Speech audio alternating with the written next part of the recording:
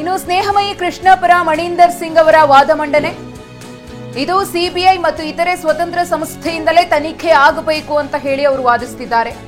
ಹೀಗೆಂದು ಮೊದಲ ದಿನದಿಂದಲೇ ಮನವಿಗಳನ್ನ ನೀಡುತ್ತಿದ್ದೇವೆ. ಸಾರ್ವಜನಿಕ ವಿಶ್ವಾಸಾರ್ಹತೆ ಕಾಪಾಡಲು ಸಿಬಿಐ ತನಿಖೆ ಮಾಡೋದು ಅಗತ್ಯವಿದೆ ಎಂದಿದ್ದಾರೆ ಮಣೀಂದರ್ ಸಿಂಗ್. 60 ಕೋಟಿ ಮೌಲ್ಯದ ಆಸ್ತಿ ಲೂಟಿ ಬಗ್ಗೆ ಇವರಿಗೆ ನೋವಿಲ್ಲ. ಸಿಎಂ ರಿಟ್ ಅರ್ಜಿಯಲ್ಲಿ ದೇವರಾಜು ಪ್ರತಿವಾದಿಯಾಗಿಸಿಲ್ಲ. ಇದು ಸ್ನೇಹಮಯಿ ಕೃಷ್ಣ ಪರ ಮಣೀಂದರ್ ಸಿಂಗ್ ಅವರ ವಾದ. ಒಂದು ಕಡೆ ಸಿಎಂ ಅವರ ಪರ ವಕೀಲರು ಅಭಿಷೇಕ್ ಮನು ಸಿಂಘ್ವಿ ಇರಬಹುದು, ಸಿಎಂ ಪತ್ನಿ ಪರ ವಕೀಲರು ಇದು ಸಿಬಿಐ ತನಿಖೆಗೆ ಅರ್ಹವಲ್ಲ ಅಂತ ಹೇಳಿ ವಾದವನ್ನ ಮಂಡಿಸಿದ್ರೆ, ಇದು ಸಿಬಿಐನಿಂದಲೇ ತನಿಖೆ ಆಗಬೇಕು ಯಾಕೆ ಅನ್ನೋ ವಿಚಾರಗಳನ್ನ ಪ್ರಸ್ತಾಪಿಸಿ ಸ್ನೇಹಮಯಿ ಕೃಷ್ಣ ಅವರ ಪರ ವಕೀಲರಾಗಿರುವಂತಹ ಮಣೀಂದರ್ ಸಿಂಗ್ ಅವರು ವಾದವನ್ನ ಮಂಡಿಸಿದ್ದಾರೆ. ಸಿಂಘ್ವಿ ಅವರು ಮುಂಚೆನೆ ಅವರು ಸಿಬಿಐ ತನಿಖೆ ಮಾಡಬೇಕು ಅಂತ ಏನ್ ಕೇಳ್ಕೊಂಡಿರಲಿಲ್ಲ. ಬರೀ ಪ್ರಾಸಿಕ್ಯೂಷನ್ಗೆ ಅನುಮತಿಯನ್ನ ಕೊಡಿ ಅಂತ ರಾಜ್ಯಪಾಲರಿಗೆ ದೂರನ್ನ ಕೊಟ್ಟಿದ್ರೆ ವಿನಃ ಸಿಬಿಐ ತನಿಖೆಯ ಬಗ್ಗೆ ಎಲ್ಲೂ ಕೂಡ ಪ್ರಸ್ತಾಪ ಇರಲಿಲ್ಲ. ಇತ್ತೀಚೆಗೆ ಅವರು ಸಿಬಿಐ ತನಿಖೆ ಆಗಬೇಕು ಅಂತ ಹೇಳಿ ಧ್ವನಿಯನ್ನ ಎತ್ತಿದ್ದಾರೆ ಅಂತ ಹೇಳಿ ಏನ್ ವಾದವನ್ನ ಮಂಡಿಸಿದ್ರು ಅದಕ್ಕೆ ಟಕ್ಕರ್ ಕೊಡುವಂತಹ ಕೆಲಸವನ್ನ ಇಲ್ಲಿ ಮಣೀಂದರ್ ಸಿಂಗ್ ಅವರು ಮಾಡಿದ್ದಾರೆ. ಆರಂಭದಿಂದಲೂ ಕೂಡ ನಾವು ಸಿಬಿಐ ಸೇರಿದಂತೆ ಸ್ವತಂತ್ರ ತನಿಖಾ ಸಂಸ್ಥೆಯಿಂದಲೇ ಈ ಮುಡಾ ಹಗರಣಕ್ಕೆ ಸಂಬಂಧಪಟ್ಟಂತೆ ತನಿಖೆ ಆಗಬೇಕು ಅನ್ನೋ ಆಗ್ರಹ ಇತ್ತು ಅಂತ ಹೇಳಿ ಮಣೀಂದರ್ ಸಿಂಗ್ ಅವರು ತಮ್ಮ ವಾದವನ್ನ ಮಂಡಿಸಿದ್ದಾರೆ.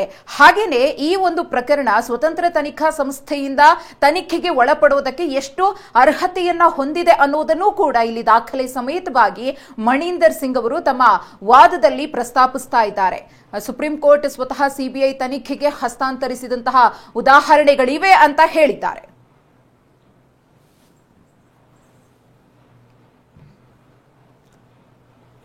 ಸೊ ಇದು ಈಗ ಸ್ನೇಹಮಯಿ ಕೃಷ್ಣ ಪರ ಮಣೀಂದರ್ ಸಿಂಗ್ ಮಾಡ್ತಾ ಇರುವಂತಹ ವಾದ ನೋಡಿ. ಇದು ಸಿಬಿಐ ಮತ್ತು ಇತರೆ ತನಿಖಾ ಸಂಸ್ಥೆಗಳೇನಿದೆಯಲ್ಲ, ಸ್ವತಂತ್ರ ತನಿಖಾ ಸಂಸ್ಥೆಗಳು, ಅದರಿಂದಲೇ ತನಿಖೆ ಆಗಬೇಕಾಗಿರುವಂತಹ ಒಂದು ಪ್ರಕರಣ ಇದು. ಹೀಗೆ ಅಂತ ಹೇಳಿ ಮೊದಲ ದಿನದಿಂದಲೇ ನಾವು ಮನವಿಯನ್ನ ಮಾಡ್ತಾ ಇದೀವಿ. ಈಗೇನು ನಾವೇನು ಸಿಬಿಐಗೆ ಅಂತ ಹೇಳಿ ಕೇಳ್ತಾ ಇರೋದಲ್ಲ, ಮುಂಚಿನಿಂದಲೂ ಕೂಡ ನಾವು ಕೇಳ್ತಾನೆ ಬರ್ತಾ ಇದೀವಿ. ಒಂದು ಸ್ವತಂತ್ರ ತನಿಖಾ ಸಂಸ್ಥೆಯಿಂದ ಆಗಬೇಕು.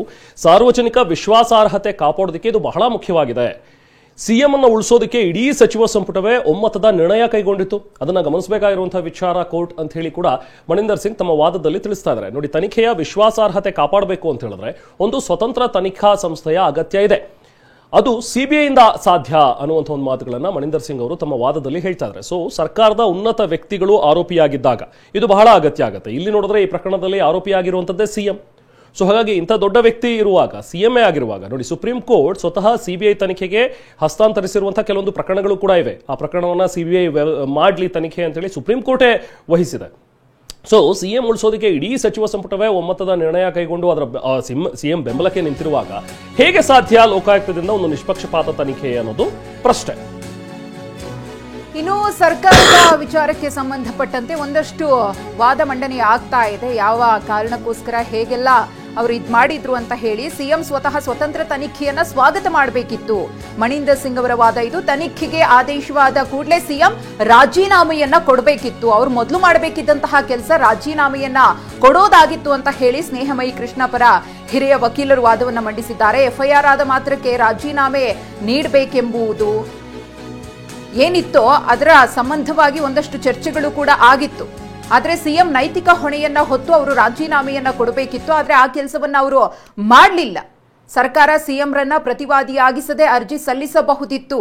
ಇದು ಮಣೀಂದರ್ ಸಿಂಗ್ ಅವರ ವಾದ. ಸ್ನೇಹಮಯಿ ಕೃಷ್ಣ ಅವರ ಪರವಾಗಿ ಈಗಾಗಲೇ ಅವರು ಸಿಬಿಐ ತನಿಖೆಗೆ ಈ ಪ್ರಕರಣ ಎಷ್ಟು ಅರ್ಹತೆಯನ್ನು ಪಡೆದುಕೊಂಡಿದೆ ಅನ್ನೋದನ್ನ ಉಲ್ಲೇಖ ಮಾಡೋದರ ಜೊತೆಗೆ ಸಚಿವ ಸಂಪುಟ ಸಿಎಂ ಸಿದ್ದರಾಮಯ್ಯನವರ ಪರವಾಗಿ ಒಕ್ಕೊರಲಿನಿಂದ ಹೇಗೆ ಧ್ವನಿಯನ್ನ ಎತ್ತಿ ಕೊರಲಿನ ನಿರ್ಧಾರವನ್ನ ತೆಗೆದುಕೊಳ್ತು ಅನ್ನೋದನ್ನ ಕೂಡ ಕೋರ್ಟ್ಗೆ ಮನವರಿಕೆ ಮಾಡಿಕೊಡುವಂತಹ ಕೆಲಸವನ್ನ ಮಾಡಿದ್ರು. ಲೋಕಾಯುಕ್ತ ಸಂಸ್ಥೆ ತನಿಖೆಯನ್ನ ಮಾಡಿತು.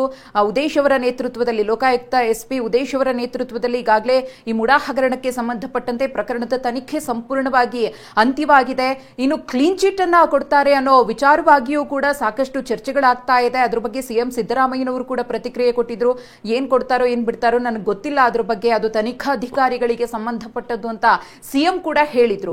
ಇದೀಗ ಮುಂದುವರೆದ ಭಾಗವಾಗಿ ಈ ಒಂದು ಸಿಬಿಐ ತನಿಖೆಗೆ ಪ್ರಕರಣವನ್ನ ವಹಿಸಬೇಕು ಅನ್ನೋ ವಿಚಾರವಾಗಿ ಹೈಕೋರ್ಟ್ ನಲ್ಲಿ ವಾದ ಪ್ರತಿವಾದ. ಎಸ್ ಮಧು, ಈಗ ಮಣಿಂದರ್ ಸಿಂಗ್ ಅವರು ಮಾಡಿರುವಂತಹ ಒಂದು ವಾದ ಏನಿದೆಯಲ್ಲ, ಸೊ ಅದಕ್ಕೆ ಸಂಬಂಧಪಟ್ಟಂತೆ ಜಡ್ಜ್ ಕೂಡ ಇಲ್ಲಿ ಇಂಟರ್ಫಿಯರ್ ಆಗಿ ಒಂದು ಪ್ರಶ್ನೆಯನ್ನ ಕೇಳ್ತಾರೆ. ನೋಡಿ, ಮೊದಲು ಮಣಿಂದರ್ ಸಿಂಗ್ ಅವರು ಏನು ವಾದ ಮಾಡ್ತಾ ಇದ್ದಾರೆ, ಸರ್ಕಾರ ಮತ್ತು ಸಿಎಂ ರನ್ನ ಪ್ರತಿವಾದಿ ಆಗಿಸದೇನೆ ನಾವು ಅರ್ಜಿ ಸಲ್ಲಿಸಬಹುದಿತ್ತು, ಆದ್ರೆ ಸದುದ್ದೇಶ ಇರೋದ್ರಿಂದಲೇ ನಾವು ಅವರನ್ನ ಪ್ರತಿವಾದಿಯಾಗಿ ಮಾಡಿದೀವಿ.